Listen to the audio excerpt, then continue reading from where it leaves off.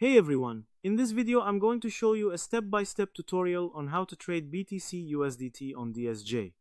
Trading BTC USDT might look simple, just press a button and profit, right? Not quite. What you're actually doing is speculating on the price of Bitcoin against USDT, often in a very short time frame.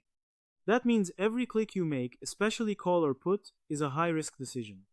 First, open the DSJ app and log into your account. Next up, futures. This is where trading happens. You're not just holding crypto, you're actively trading price movements. At the top left, you'll see something like XRP USDT. Tap on it. A panel opens from the left showing different trading pairs. Scroll or search, then tap BTC USDT. You're choosing what market you're trading. BTC is Bitcoin while USDT is a stable coin like USD. You're predicting Bitcoin's price movement. Now you'll see two main options, call labeled in green and put labeled in red. Tap either call, which is buy, or put, which is sell. Depending on the interface, you may need to enter amount and select duration. What happens next? Trade is placed, timer runs, and result is based on price movement.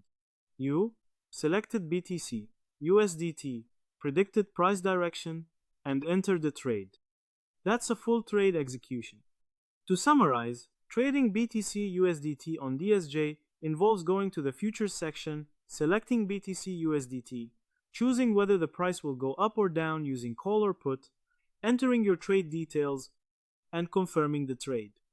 But understanding what you're doing is more important than the steps.